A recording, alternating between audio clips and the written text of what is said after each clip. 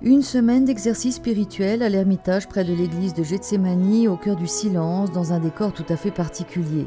C'est l'expérience qu'a vécue un groupe de 18 sœurs russes et kazakhs de l'Institut des Sœurs Servantes de Jésus dans l'Eucharistie. Pour 4 d'entre elles, la conclusion des exercices tombait en même temps que leur profession religieuse, sur la pierre même où Jésus vécut son agonie. Leur évêque était là pour les accompagner et les aider. Nous avons eu 2 jours pour visiter Jérusalem et les alentours, mais il y a 6 jours, nous avons commencé les exercices ici à Gethsémani et ne nous sommes plus sortis. Une expérience singulière pour des sœurs qui, dans leur terre natale, vivent la difficulté d'appartenir à une minorité, celle des catholiques, et font face aux ombres d'un régime qui a laissé des traces profondes. Le Kazakhstan et la Russie faisaient partie de l'Union soviétique.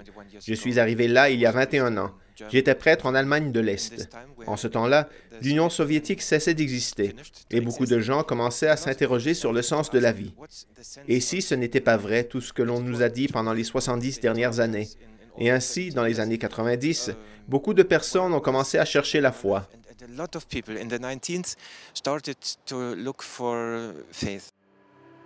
Une église qui semble ainsi surgir de nulle part, comme par miracle, comme le confirme une des très jeunes sœurs qui a participé aux exercices spirituels, les concluant par sa profession religieuse. I came to church when I was 18 years old. I was not a Christian since my childhood. J'ai connu l'Église quand j'avais 18 ans. Je n'étais pas chrétienne durant mon enfance. Et quand j'ai été baptisée, j'ai cherché à trouver mon chemin de vie. J'ai prié et j'ai senti que Jésus voulait que je fasse quelque chose de spécial. I felt that Jesus wants me to do something special. Cette minorité catholique en Russie est encore confiée à la présence des missionnaires venus d'autres pays. We have only 4 dioceses in Russia. In my diocese, I have 47 Nous avons seulement 4 diocèses en Russie. Dans mon diocèse, j'ai 47 prêtres, mais beaucoup d'entre eux sont étrangers. Seulement 4 sont russes.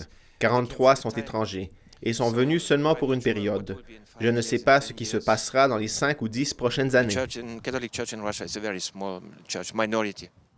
L'Église catholique est une minorité en Russie. Par exemple, dans mon diocèse, il y a 45 millions d'habitants, mais seulement 20 000 catholiques, c'est-à-dire 0,08%.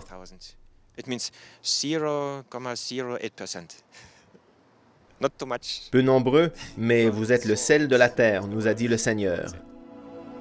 Et le désir d'offrir à ses sœurs une expérience spirituelle unique en un lieu si particulier a été plus fort que n'importe quelle difficulté.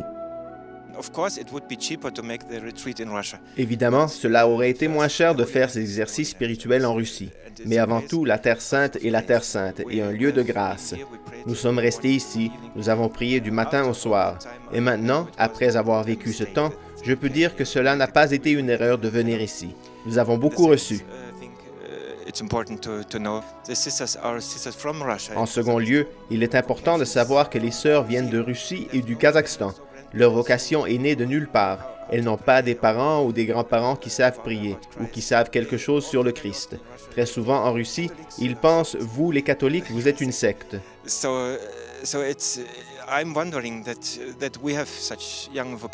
Et donc, je m'étonne que nous ayons des vocations si jeunes. Et je pense que très souvent, ces sœurs russes et kazakhs font bien plus que nous autres étrangers. Elles font davantage pour leur peuple, davantage pour le Christ. Tout le temps passé ici a été un don pour les sœurs. Et je veux remercier toutes les personnes qui ont rendu cela possible.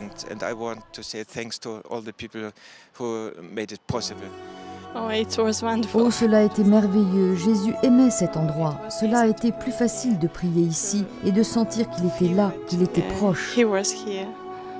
He was near.